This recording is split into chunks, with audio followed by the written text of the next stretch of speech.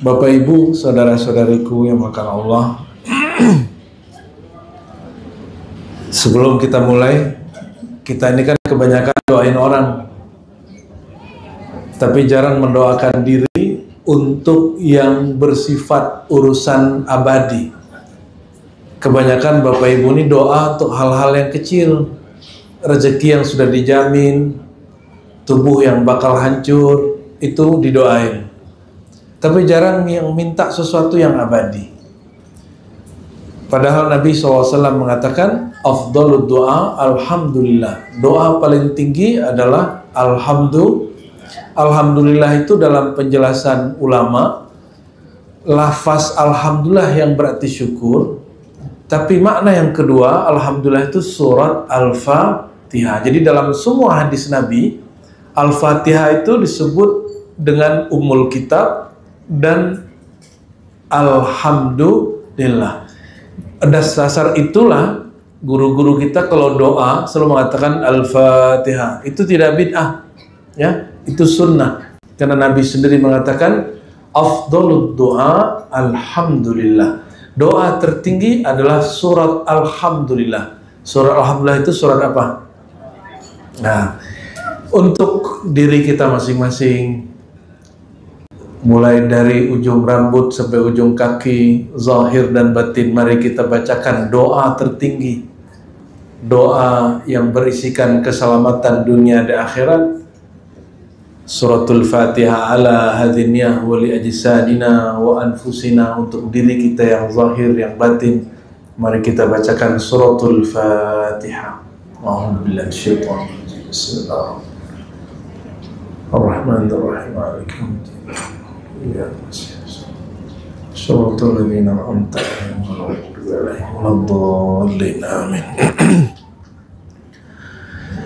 Tema kajian kita karena milad, ya. Milad itu hanya perjalanan waktu. Bapak Ibu, sebelum masuk ke kajian inti, jika majelis pun dimiladkan, apalagi Nabi yang ajarannya kita bicarakan, benar nggak? Majelis ada miladnya, milad maulid mulut sama, milad kelahiran maulud kelahiran sama, ya. Jadi ada orang yang anti maulid, tapi dia merayakan kota tempat dia tinggal, ya. Saya tanya, kamu tahu nggak Nabi menyebut dirinya kota ilmu? Ana madinatul ilmi wa aliyun babuha. Aku kota ilmu. Ya, kalau keberatan melayakan Nabi lahirnya, rayakan Nabi sebagai kota ilmu, ya. Jadi jika majelis pun kita bikin miladnya, mauludnya, apalagi Nabi Muhammad SAW, ya. Pertanyaan yang saya nggak bosan-bosan tanyakan, kalau Nabi nggak lahir, ada nggak majelis ini? Bapak Ibu, ini serius. Kalau Nabi tidak lahir, kenalkah Bapak Ibu kepada Allah? Tahu nggak sholat? Kalau Nabi nggak lahir, ada nggak sholat sekarang itu? Berarti penting nggak lahirnya Nabi Muhammad SAW? Oleh karenanya, jangan tanya dalil, tanya aja, kamu tahu terima kasih atau tidak kepada Rasulullah SAW. Dan Nabi mengatakan, lam yashkurillah man lam yashkurin nas. Tidak disebut bersyukur kepada Allah jika engkau tidak berterima kasih kepada makhluk. Dan makhluk yang paling pantas kita terima kasih adalah Nabi Muhammad SAW. Sudah siap untuk mendengarkan? Boleh buat suatu kesepakatan, handphonenya diistirahatkan, jangan dibunuh handphonenya. Cari posisi duduk yang nyaman. Nah, di sini kita buka 4 ayat terakhir surat Al-Fajr. 4 ayat terakhir surat Al-Fajr. Kalau buka handphone ada Qur'annya, tapi modelnya ini, mode pesawat, ya. Kita rohaninya lagi mau naik. Jangan buat Allah cemburu. Masa lagi bicarain Allah, bicarain makhluk, ya. Sudah jumpa ayatnya? Surah Al-Fajr 4 ayat terakhir. A'udzubillahi minasyaitonirrajim. Bismillahirrahmanirrahim. Ya ayyatuhan nafsul mutmainnah. Hafal ya? Udah sering dengar? Wahai jiwa yang tenang, irji'i ila rabbika radiyatan mardiyah. Irji'i, pulanglah, kembalilah kepada Rabbik, pemilik nyawamu, pemilik dirimu, penguasa hidupmu, dengan dua modal. Nah, ini yang menjadi kajian kita nanti. Radiyah, mardiyah. Radiyah, engkau menerima ketentuan Allah, kemauan Allah. Mardiyah, dan engkau berbaik sangka kepada Allah sehingga Allah ridha kepadamu. Baru perintah berikutnya, masuklah fadkhuli fi ibadi, berjamaahlah dengan hamba-hambaku, bukan dengan hamba-hamba duniawi. Barulah masuklah surgaku, wadkhuli jannati, masuklah surgaku.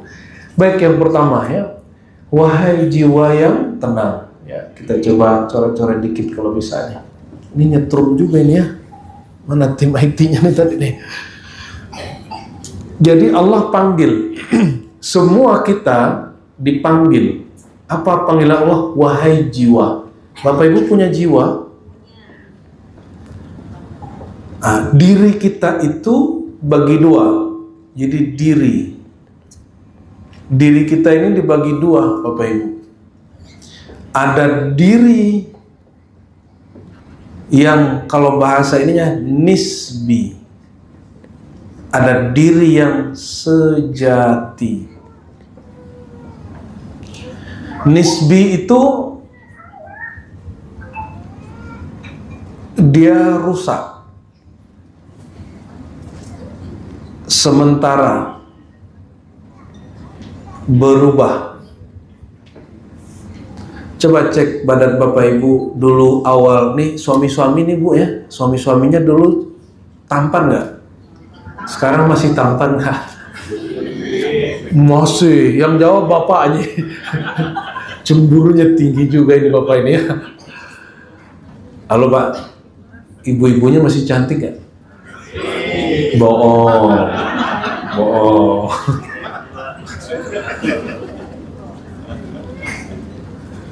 Dulu sukanya karena tampang wajahnya yang nisbi.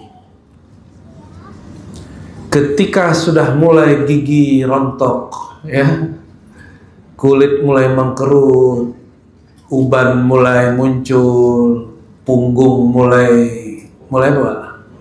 Bongkok. Maka pandangan yang tadi kagum kepada sosok insinyur, perempuan yang cantik, laki-laki yang tampan, bergelar kaya, itu berubah beralih. Bapak Ibu merasakan sisi yang lain. Apa yang tidak berubah dari pasanganku? Sayangnya. Betul nggak? Sayangnya berubah nggak? Waduh, gawat ini Pak. Ya udah, perhatiannya berubah.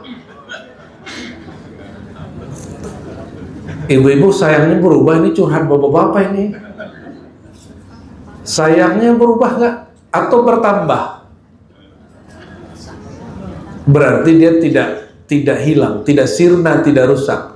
Saya perbaiki pertanyaannya. Apa yang tidak rusak ketika muka ini sudah mulai rusak? Sayangnya tidak rusak? Insya Allah ya. Perhatiannya tidak rusak? Itu bukan di wajah, bukan di mobil di rumah, bukan di punggung yang tegap, bukan di wajah yang dulu kenyal-kenyal itu Bapak Ibu, ya, bukan di badan yang dulu, ya, apa kata Ebit G.Ade itu apa? Dulu ayahnya masih muda, masih berotot, sekarang sudah mengkerut. Ya. Bukan itu. Tapi ada sesuatu yang sejati yang tidak pernah rusak. Kalau tidak rusak, sebutannya apa? Kalau orang insinyur nyebutnya apa, Pak? Dia tidak pernah rusak. Awet. Awet itu masih rusak. Tapi bolehlah. Awet. Sementara, apa lawannya? Abadi. Diri kita, ada sesuatu yang abadi dalam diri kita. Apa yang abadi, Bapak Ibu? Sudah ada, mohon maaf, sudah ada temannya yang meninggal? Berarti tubuhnya abadi nggak? Nggak abadi? Walaupun ditulis nisannya insinyur fulan, itu ditanya nggak sama Munkar Nakir, wahai Pak Insinyur, tanya gitu. Nggak laku. Karena itu tidak laku, tidak abadi. Terus mana yang abadi? Yang dulu ditiupkan ke janin ibu, yang ditiupkan itu yang abadi. Itu yang sejati.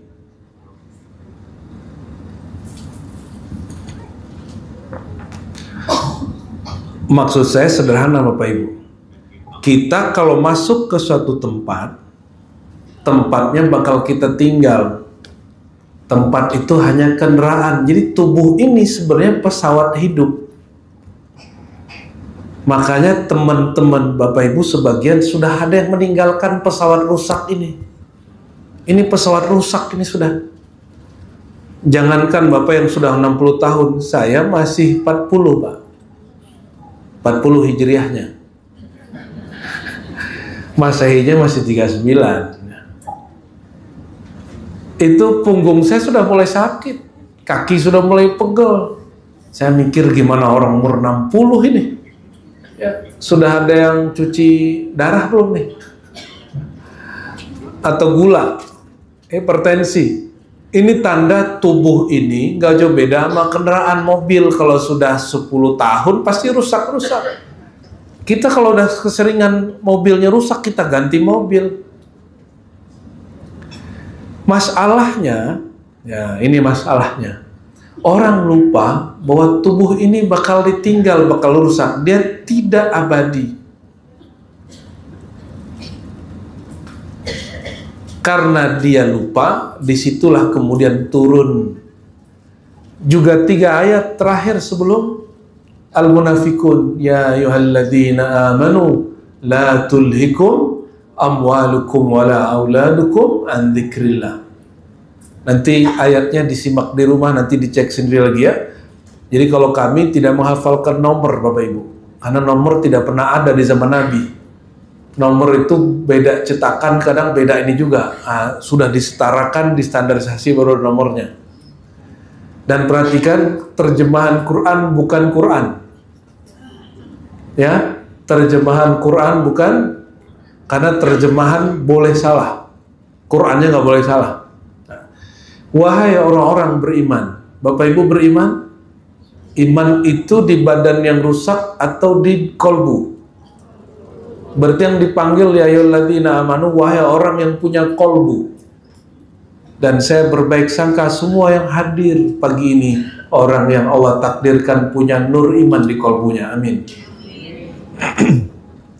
La tulhikum, jangan kamu terlalaikan. Nah, dalam Quran kata lalai selalu disematkan kepada dunia. Innamal hayatud dunya la'ibun walahun. Dunia itu main-main, game. Walahun, senda gurau. Ini seumur ini ada yang main game nggak, Bapak Ibu? Ada? Ada kah? Enggak. Ada yang main game? Game online? Game di handphone? Ada? Oh ada. Kalau kalah di game online itu atau di Play Store itu sedih nggak? Kalau kalah, tinggal main lagi ya kan? Kalau kita main game, mainnya kalah, kita tak sadar inti game, kepalanya dipukul nggak? Atau handphonenya dibanting nggak? Lah kita tahu kok main-main kok. Dunia ini permainan paling besar, the bigger, ya, the biggest game barangkali ya, game terbesar ini. Tapi ini untuk ibu-ibu, permainan terindah kata Nabi dari dunia adalah pasangan yang soleha. Itu mainnya asik. Apa arti soleha? Soleha itu cocok. Wa khairu mata'iha mar'atun soleha. Sebaik-baik game di dunia itu adalah perempuan yang soleha. Soleha itu cocok sama suaminya. Bukan orang yang banyak sholat aja. Banyak perempuan sering sholat tapi nggak cocok sama lakinya. Dia baru soleh ritual, belum soleh sosial. Orang soleh ritual itu untuk pribadi. Kalau sosial pertama adalah pasangan dia, anak-anak dia, orang tua dia. Kalau udah sering konflik sama saudara, pasti sering konflik sama suaminya nanti. Nah, latihan itu dulu. Nah, kita kembali. Kata Allah apa? La tulhikum. Jangan kamu lalai. Kelalaian terdekat. Kata Allah, la tulhikum amwalukum wala auladukum. Kelalaian terdekat itu, jadi penyebab orang lalai.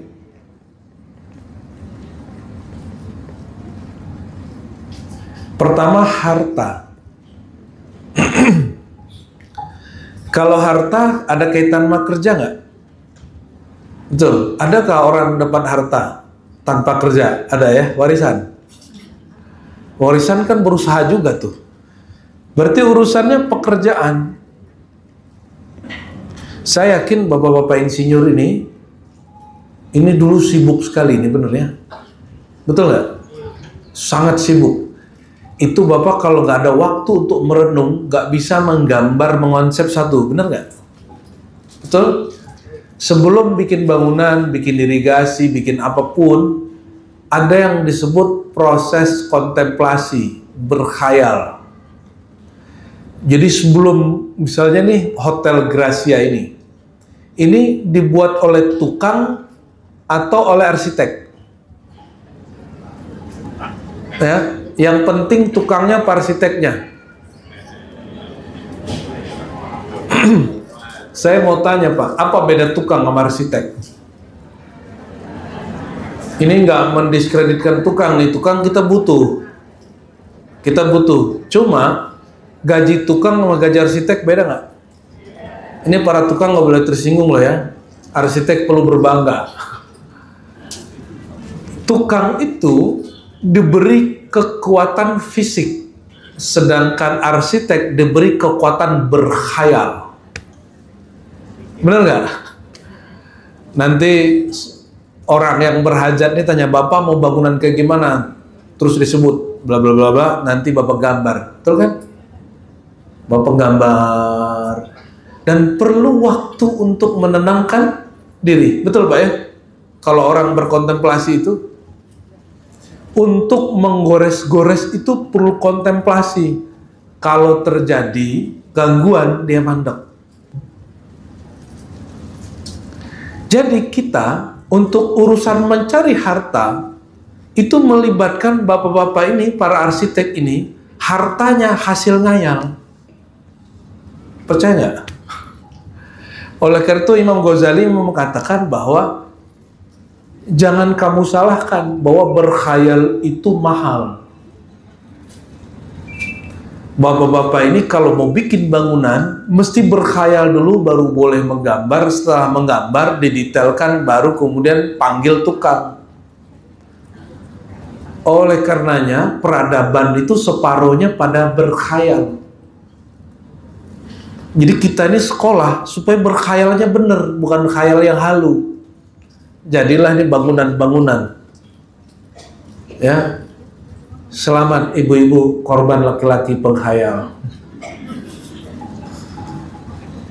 Ini belum nyambung ya? Ah, ini kalau buka ilmu rohaninya.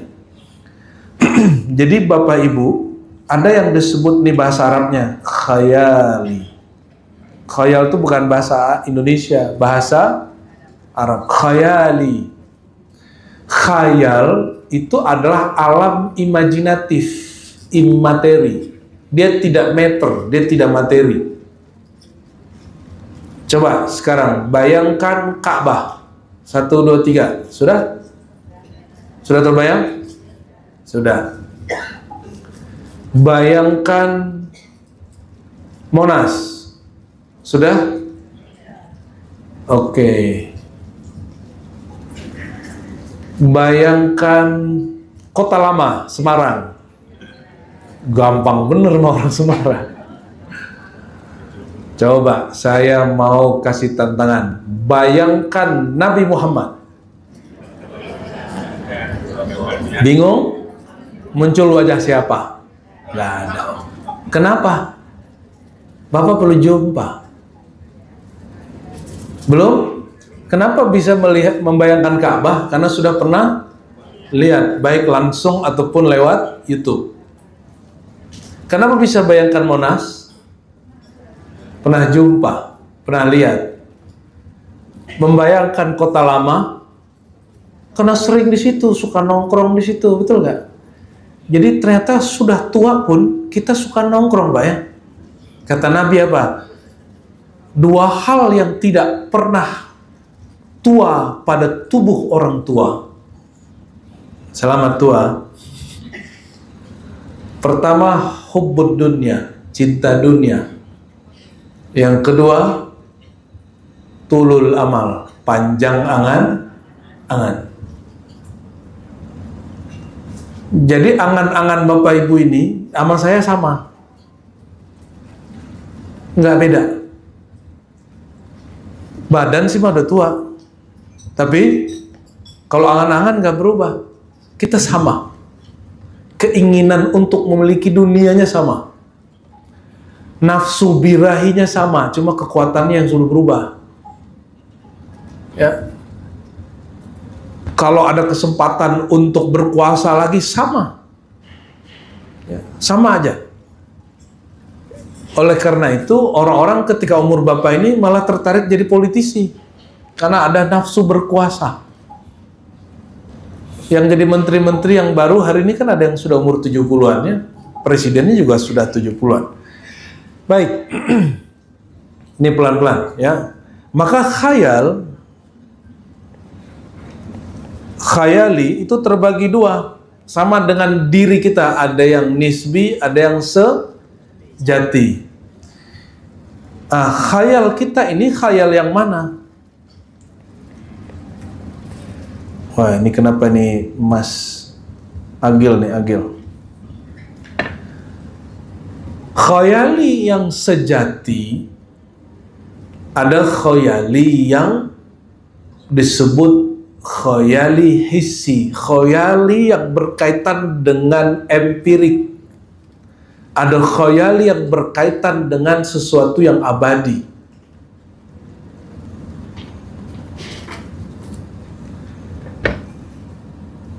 Khayali yang hissi itu, ini yang bikin orang jadi halu. Dia berkhayal, lalu kemudian menjadi halusinasi. Saya mau tanya, Bapak yang insinyur, ketika berkhayal satu bangunan, itu jadi produk nggak? Jadi karya nggak? Berarti dia tidak halu. Dia bukan halusinasi. Saya kalau nulis buku, saya berkhayal dulu, outline-nya apa, bab 1, bab 2, bab 3. Isinya sudah terbayang, saya sudah khayal dulu. Lalu jadi buku, itu bukan disebut halu.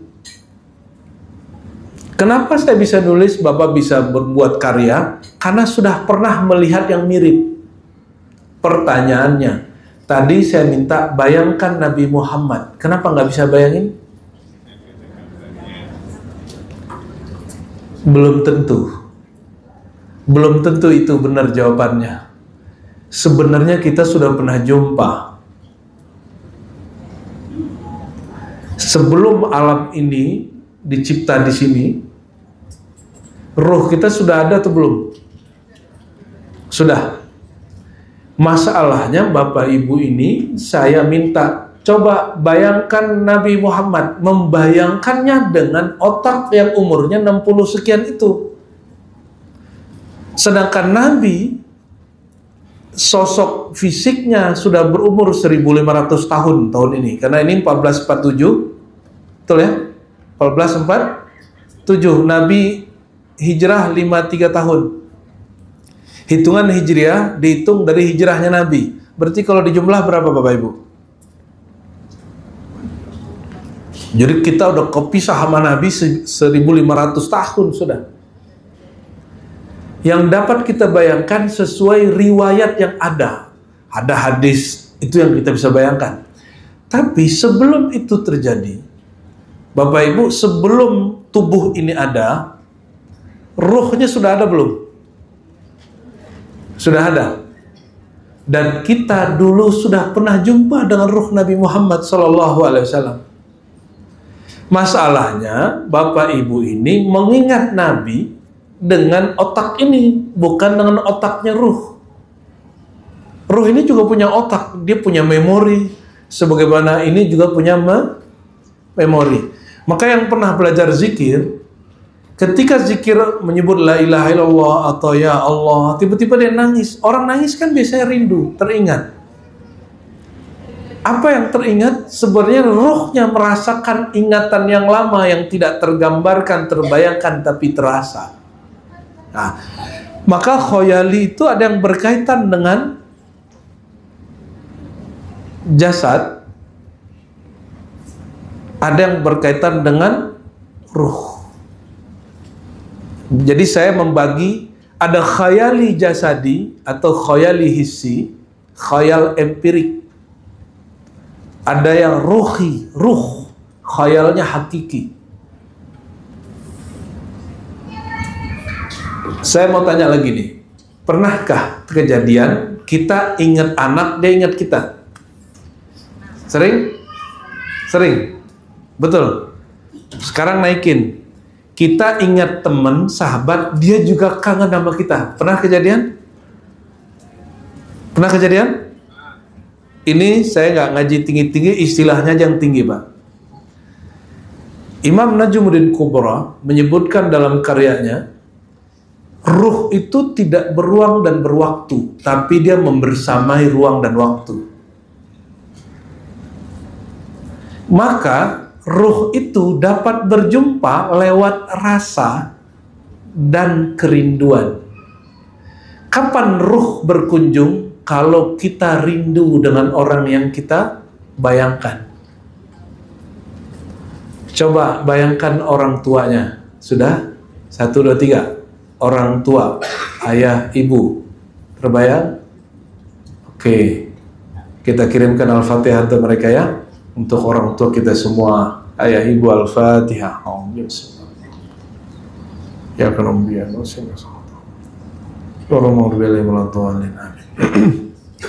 Coba bayangkan teman dekat waktu kuliah yang masih hidup. Sudah terbayang?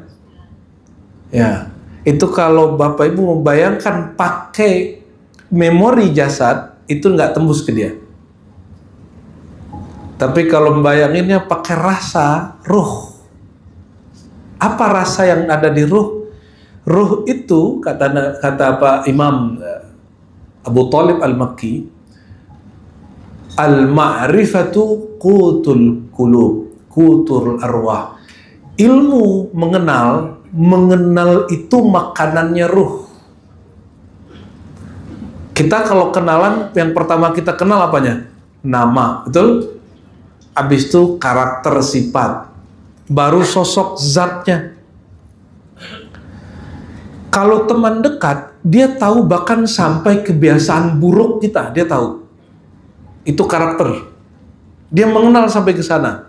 Mohon maaf, suami istri ini, para istri-istri ini tahu nggak ngoroknya suaminya sudah? Ridho nggak? Kenapa ridho? Coba yang ngorok suami orang lain, terima nggak? Terganggu. Tapi yang ngorok suami-suami ini, justru kalau nggak ada ngoroknya dia rindu, ibu-ibu ya. Wah, kangen nih, nggak ada bau ngorok nih gitu ya. Nggak ada bunyi suara berisik nih. Bapak-bapak ngorok gak, Pak? Orang-orang nggak tahu dia ngorok, orang tidur. An-nasu niyam idza matu intabahu, kata Nabi. Orang itu tertidur Jadi bapak ini disebut Nabi lagi tidur ini, Bapak Ibu. Kapan sadarnya? Idza matu intabahu. Kalau mereka mati, mereka baru sadar. Kesadaran kita baru kesadaran jasad, baru di sini. Ini masalahnya. Kalau nanti kita mati,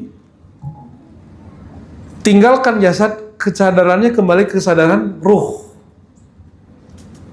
Itu yang disebut. Jika dia mati, dia tinggalkan jasadnya, intabahu, baru ruhnya sadar.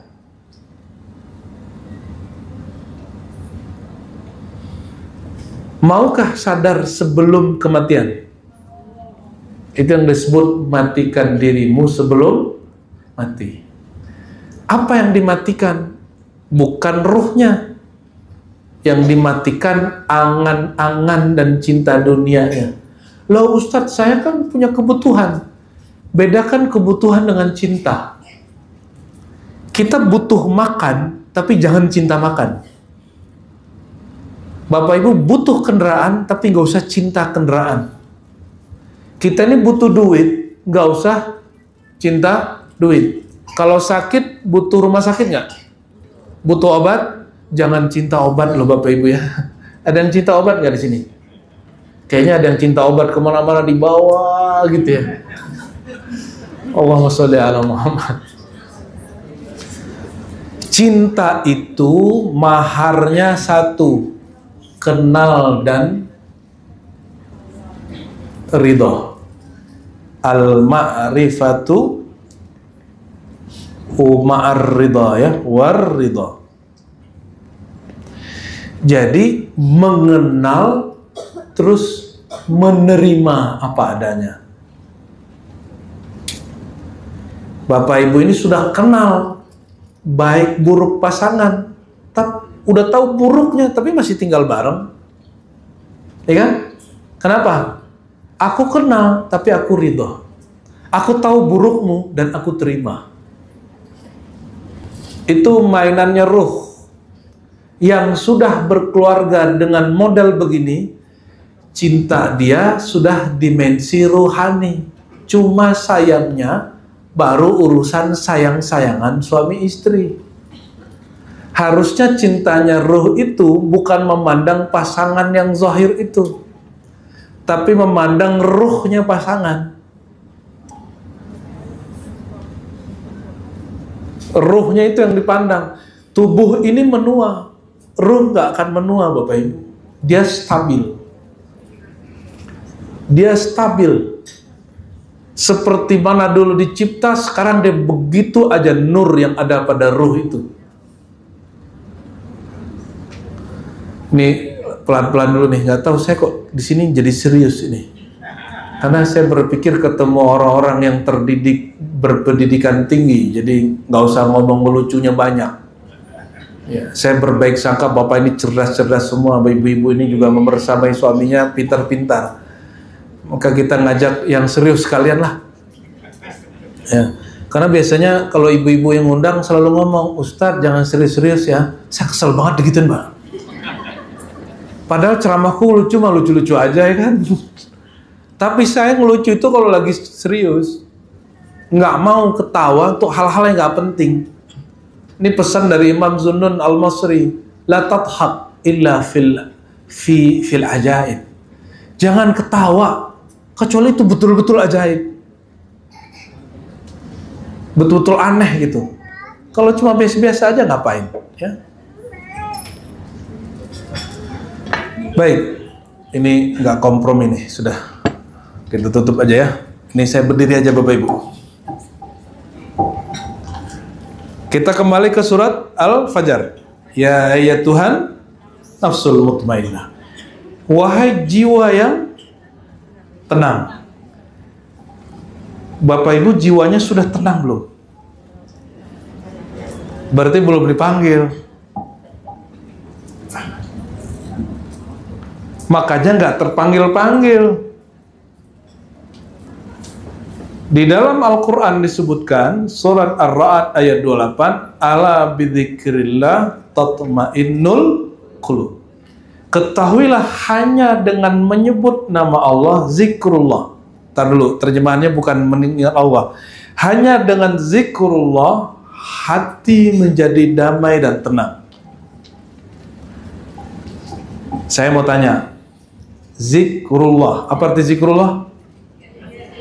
Zikir. Apa arti zikir? Coba ingat Allah, bayangkan Allah. Coba 1, 2, 3, ingat. 2, 3, 4, 5. Oke, cukup.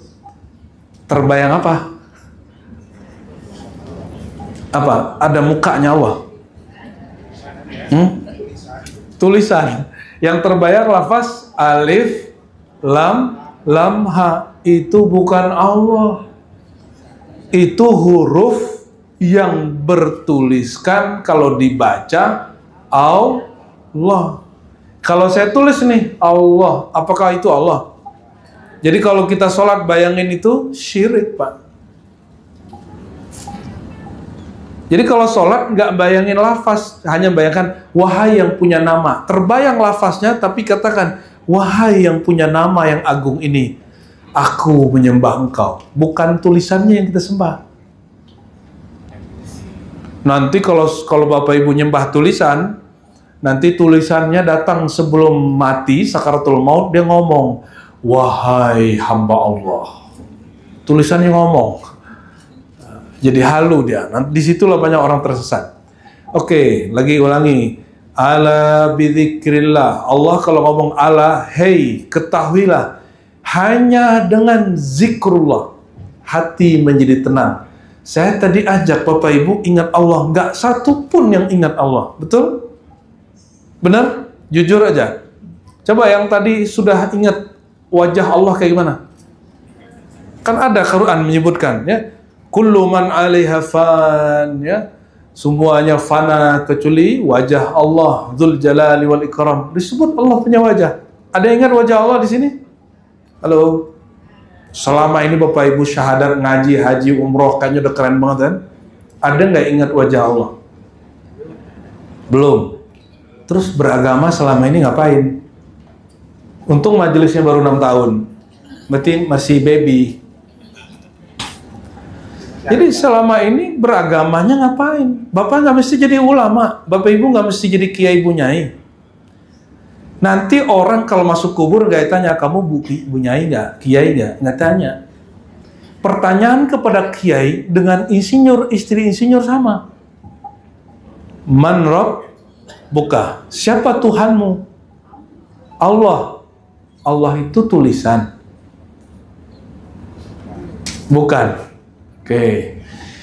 Saya mau tanya lagi. Dari mana tahu nama Allah? Al-Quran. Emang Al-Quran bisa ngajar, Pak? Dibaca. Bapak baca, siapa yang ngajarin? Coba Quran taruh di gereja. Itu Qurannya bisa ngajar nggak? Bisa ngasih hidayah nggak? Itu bukan Quran, itu mushaf Al-Quran. Apa perbedaan Quran dan mushaf Quran? Kalau Al-Quran, kalam Allah bukan makhluk. Dia di kolbu.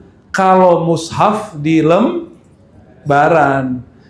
Kalau Bapak ini makhluk yang punya ruh. Ngajinya ke lembaran, turun kelas. Karena Rasulullah turun tidak bawa lembaran.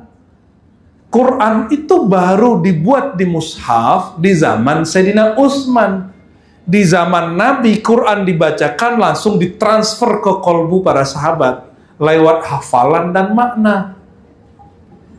Lewat apa? Hafalan dan makna.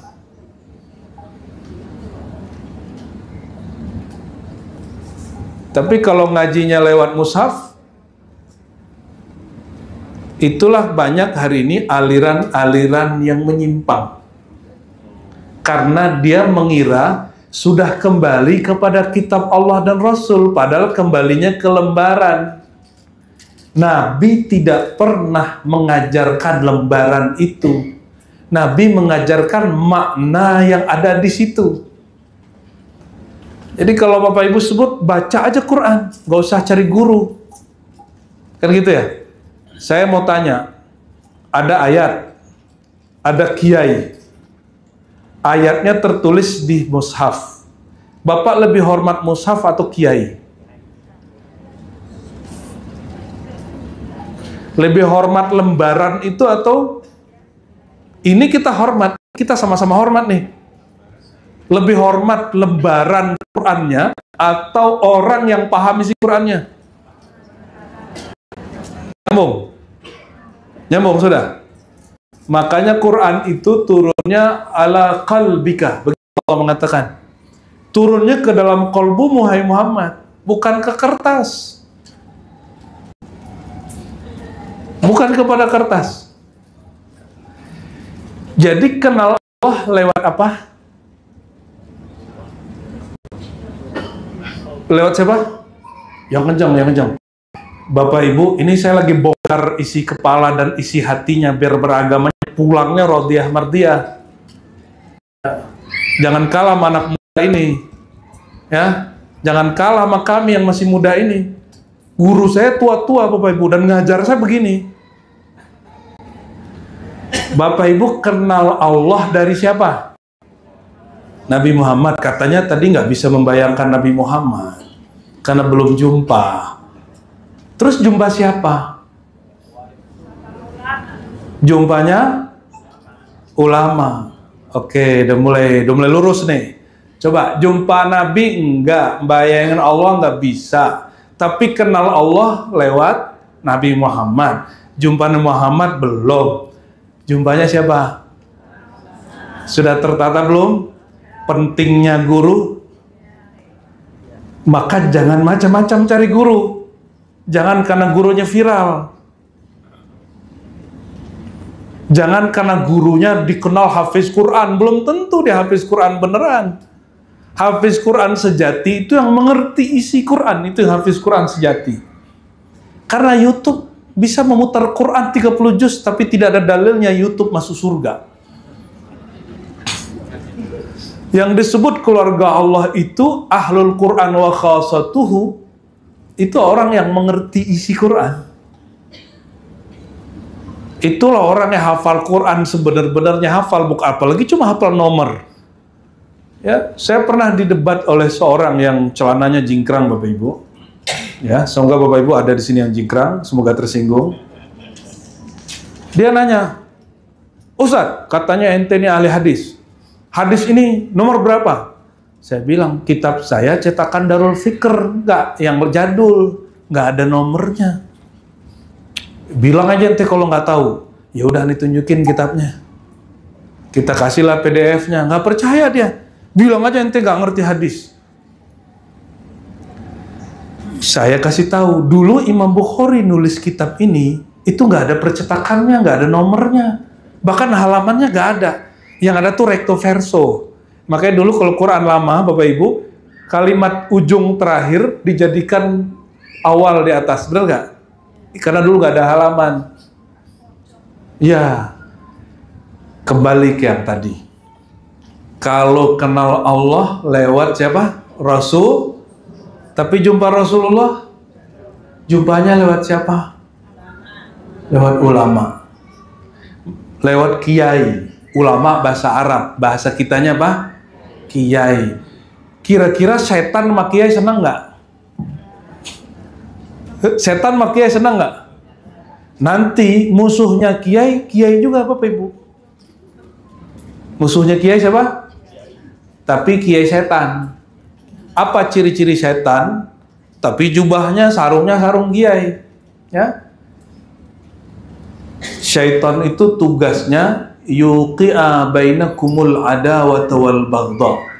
Jadi provokator, orang pecah belah. Di masjid orang udah beramal, dia bikin kacau dengan isu-isu menyalahkan ini, menyalahkan itu.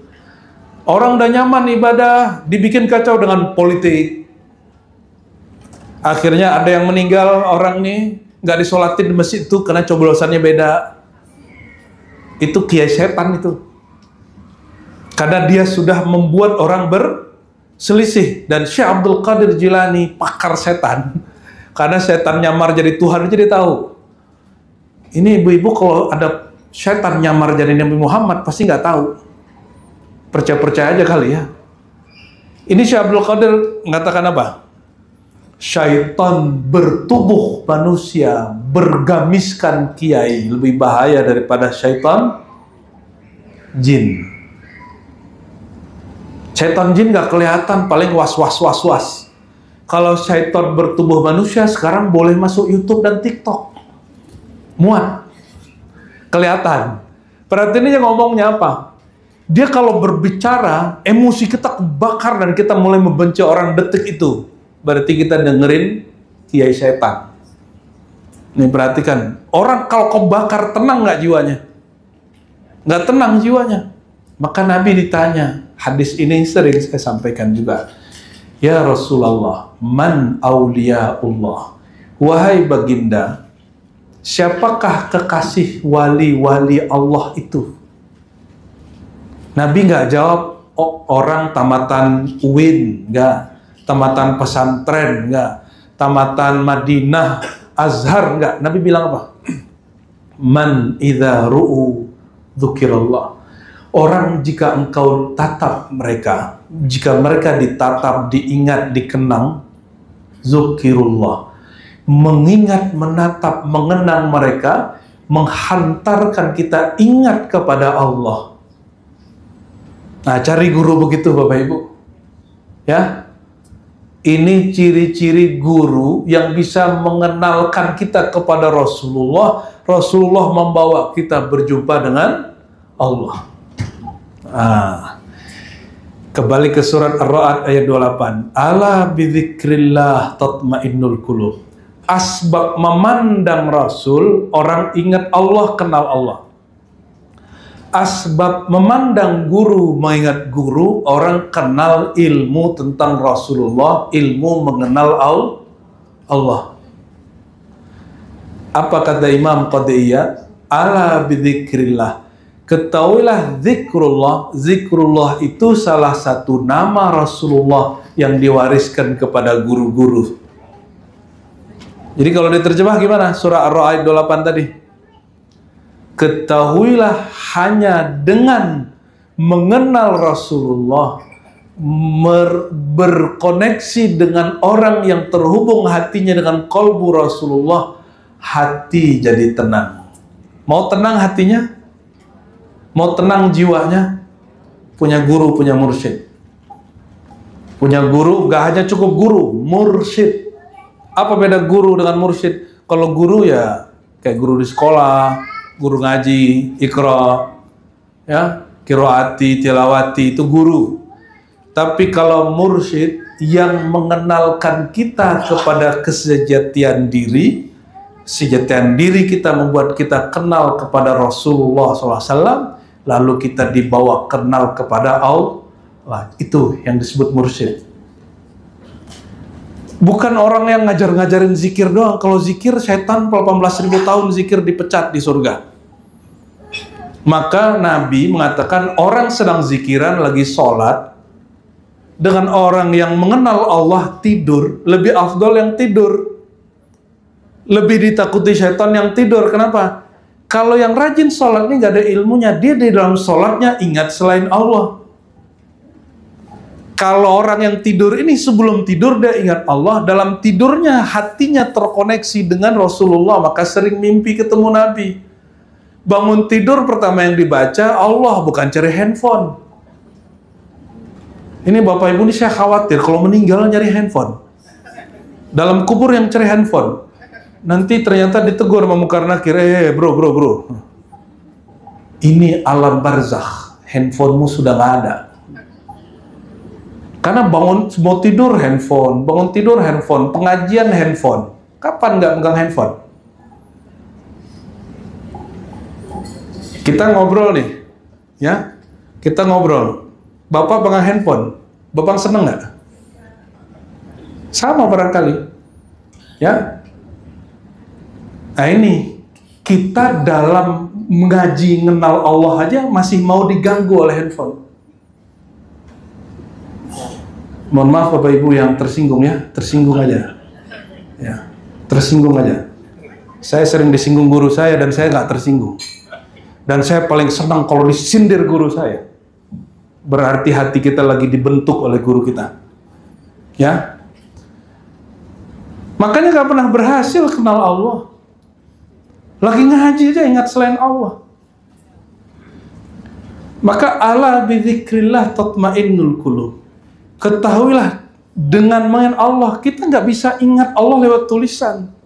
Ingat Allah lewat Rasulullah. Bapak Ibu tadi saya tanya, ingat gak Rasulullah? Gak ada yang ingat sama Rasulullah. Terus lewat siapa? Bapak bilang lewat Quran. Saya tanya Quran sama mushaf. Ternyata baru tahu, baru sadar hari ini bahwa Quran sama mushaf beda. Quran sama mushaf berbeda. Mushaf pertama nyetak itu orang Italia sama orang Jerman, Pak. Saya kebetulan ngajar di kampus S3 IIKI, kita ngajarin tentang orientalisme dan Quran. Kita kaget, percetakan mushaf Quran pertama itu bukan dari orang Islam. Maka Quran kita diobrak-abrik sama orang Jerman itu, dicari kesalahannya. Kalau cetakan Quran mah ada kesalahannya, kalau Qurannya nggak ada salah. Jadi kalau orang cari kesalahan cetakan Quran, ada nggak? Tapi kalau Qurannya ada salahnya? Nggak ada salahnya. Berdasarkan itu, jika engkau tidak kenal Allah langsung, nggak bisa ingat Rasulullah langsung, carilah guru yang hatinya nyambung ke gurunya, gurunya nyambung ke gurunya, gurunya nyambung ke Rasulullah SAW. Itu yang disebut bersanad, bersilsilah. Bapak Ibu ini punya silsilah kan, ada jasadnya? Ya betul. Jasadnya punya silsilah, tapi silsilah jasad berlakunya hanya di bumi, di dunia. Kalau Bapak Ibu ini tidak mengislamkan, tidak mengenalkan Allah kepada keluarga, itu nanti di akhirat gak jumpa. Karena persaudaraannya hanya sampai persaudaraan jasadiah. Itulah yang disebut di dalam Quran, yauma yafirrul mar'u min akhihi wa ummihi wa abihi wa sahibatihi wa bani. Nanti orang gak hanya lari dari bapak ibunya, pasangannya, nanti ketemu bininya dia bilang, aku punya zolim ke dia. Kata istrinya, aku juga zolim ke dia. Ketemu anak, kata anak, aku dulu durhaka ke bapakku. Kata si bapaknya, aduh, aku dulu kurang kasih sayang kepada anakku. Lari semua. Ketemu saudara, kami dulu rebutan warisan. Nanti begitu semua, yafirrul mar'u min akhihi wa ummihi wa abihi wa sahibatihi wa bani. Kenapa? Itu hanya saudara jasad, bukan saudara. Maka carilah keluarga rohani. Saya berharap di tahun ke-6 ini, Khairun Nisa, semua yang hadir jadi saudara rohani. Semua yang hadir menjadi saudara rohani, jasadnya mungkin tidak satu bapak, tapi kolbunya punya satu guru. Amin. Carilah guru di sini yang alim, mengenal Allah, yang tidak mengajarkan kebencian, yang mengajarkan cinta kasih kepada makhluk, yang mengajarkan cinta kepada Rasulullah SAW, yang mengajarkan kelembutan hati kepada seluruh alam semesta. Karena itulah disebutkan di Quran, ya, wabil mu'minina raufur rahim. Rasulullah itu terhadap semua orang beriman sangatlah kasih sayang. Tapi kepada alam, Nabi pakai rahmah. Disebut sayang universal. Kita kalau ada orang jatuh di jalan, kita tanya nggak, kamu muslim nggak? Gitu nggak?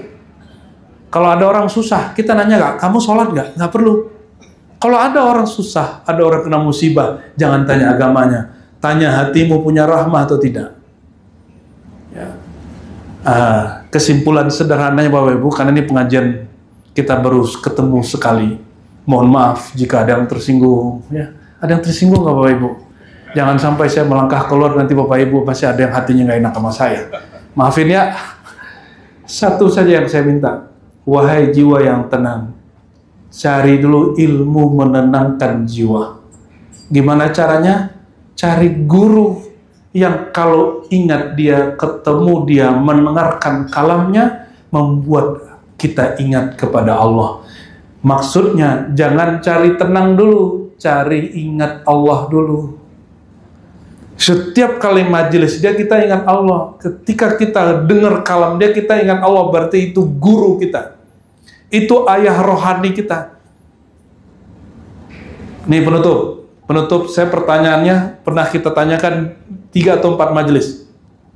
Bapak Ibu, kalau sudah sampai di depan pintu surga, langsung masuk nggak? Nggak. Terus ngapain? Hah? Apa? Halo. Udah diizinin masuk nih, langsung masuk nggak?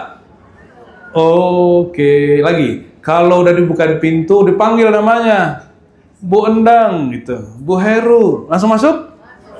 Langsung masuk. Waduh, benar tapi salah. Iya. Kalau dipanggil nih, suaminya lupa dia, anaknya dia lupa. Kalau saya masih dikasih kesadaran oleh Allah, di saat nanti seandainya, amin ya, kita dibebaskan dari neraka, kita masuk surga, udah di depan, saya ingat semua orang yang ada di sini, insya Allah. Jangan masuk surga sendiri, sepi ntar. Jadi kalau kita mau masuk surga, itu berarti Bapak dapat hak syafaat nanti. Jangan tunggu masuk dulu dari pintu surga kita, kemudian minta. Karena ada dalam hadis dikatakan, ada orang udah masuk surga, kesepian dia, teman gua kemana nih? Teman apa kata orang Jawa, temanku loh. Kalau bahasa kasar gaulnya apa? Konco. Oh. Besti. Loh, besti itu bahasa Jawa mana tuh? Jawa Meriki. Jadi ada orang udah masuk surga, luasnya nggak ketulungan.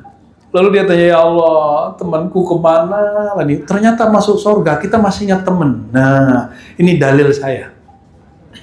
Kalau udah depan pintu surga, ingatannya harus cepat-cepat, jangan langsung masuk. Keburu kesepian. Lalu kata Allah, apa kata Allah?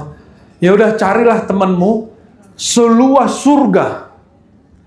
Maka dia dapat izin paspor nembus surga yang lebih tinggi dari dia. Kalau ke bawah nggak perlu pakai paspor. Pero kalau ke atas harus bawa itu. Dan itu isinya nama Rasulullah SAW. Dapat izin dari Allah, ada nama Rasulullah di izinnya itu. Maka dia naik ke surga paling tinggi, dia nyari temannya. Maka jadikan guru sebagai teman. Bukan teman besti-bestian, bukan. Disebut suhbah, sohib, sahabat. Kalau sahabat tuh sering jumpa atau tidak? Kalau ketemu sahabat, melaktir ke beban nggak? Tapi kalau temen, mau bayar keluar dulu kita, biar dibayarin. Tapi kalau sohib, enggak, buru-buruan mau bayarin. Itu sohib. Maka Allah mengatakan, lewat lisan Rasulullah, aku ini boleh kamu jadikan sahib dalam safar. Maka diajarkan di dalam doa safar, Allahumma antas sahibu fis safar. Ya Allah, engkaulah sahabatku dalam safar. Orang kalau sahabatnya yang sangat menenangkan, itu nyaman perjalanannya. Jadi jadikan guru sebagai sahabat.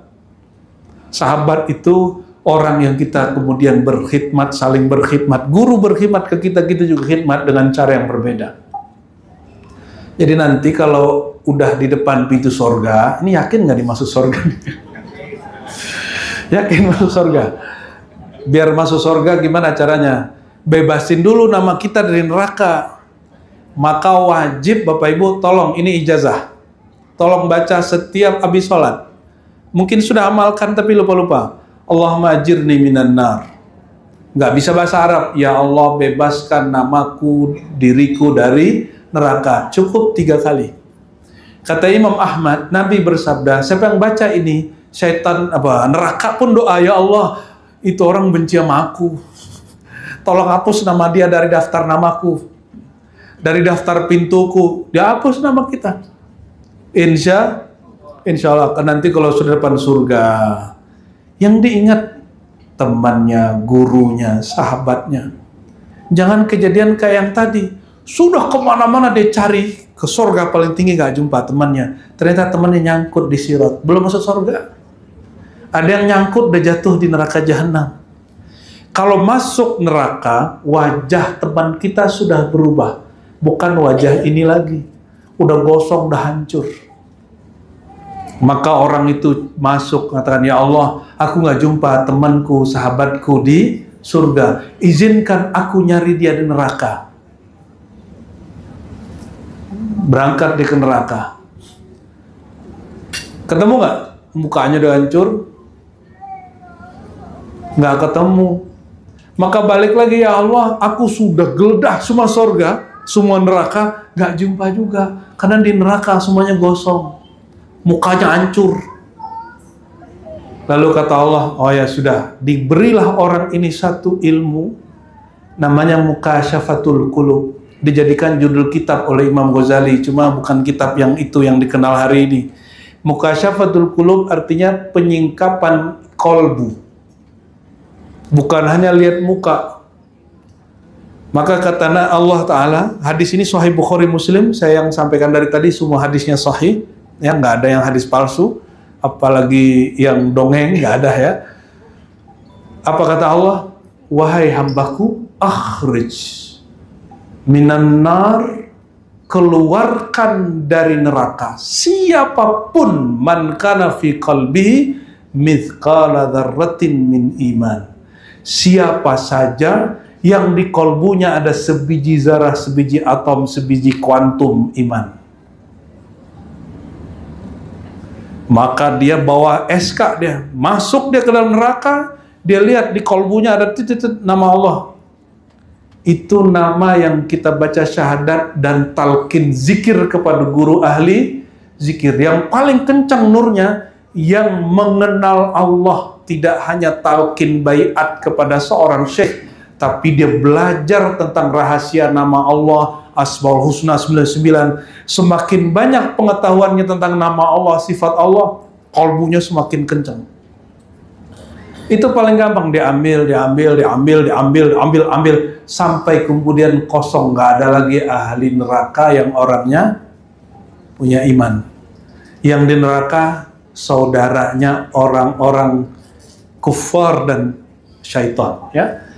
Itu artinya apa Bapak Ibu? Persaudaraan yang berlaku nanti itu persaudaraan rohani. Maka siapapun di kolbunya ada iman, itu saudara kita. Walaupun pagi ini, siang ini kita jumpa sekali, wajah jumpa sekali, insya Allah kalau di kolbunya ada nur iman, kita saudara. Walaupun umur saya umur anak bapak ya, betul? Betul gak? Tapi ruh kita sama-sama tua, Pak. Ruh kita dulu sama-sama dihembuskanlah Allah. Perbedaannya nanti adalah wawasan rohaninya. Barangkali itu yang saya sampaikan, kesimpulannya sederhana, supaya majelis ini mumpung baru 6 tahun, carilah jalan untuk menenangkan jiwa, dan ketenangan jiwa hanya dengan satu hal, yaitu mengenal Allah, mengingat Allah, dan mengenal Allah mustahil tanpa kenal Rasul, kenal Rasul mustahil tanpa kenal guru. Ya, maka carilah guru, carilah syekh, carilah kiai yang dapat membimbing dengan baik. Ya, barangkali itu Bapak Ibu sudah cukup ya. Ya, semoga hatinya tersinggung, semoga perasaannya terguncang. Aku ngaji selama ini kok nggak yang nyari guru yang menghantarkan kepada langsung ya. Jadi sudah cukup barangkali cari gurunya, cari guru yang serius sekalian. Saya tutup dengan lafaz yang ada di surat Muhammad. Fa'lam annahu la ilaha illallah. Allah tidak berfirman katakanlah la ilaha illallah, bacalah wirid la ilaha illallah, bukan. Fa'lam, berilmulah, ketahuilah ilmu tentang la ilaha illallah. Kalau membaca, kita tidur, kita makan, lidah kita nggak bisa baca. Kalau stroke nggak bisa baca. Tapi kalau ilmu, Bapak Ibu mohon maaf, pahit-pahit nanti ada yang stroke. Lagi tidur, la ilaha illallahnya aktif di kalbu. Ya, insya Allah. Barangkali itu ya yang bisa saya sampaikan, semoga bermanfaat. Habis ini kami mohon pamit juga ke, ada yang mau disurvei ke Solo ya. Sore 5:30 balik ke Jakarta tapi dari Solo. Ya, insya Allah di lain waktu kita jumpa lagi kalau ruh kita masih diizinkan berkenalan. Amin. Assalamualaikum warahmatullahi wabarakatuh.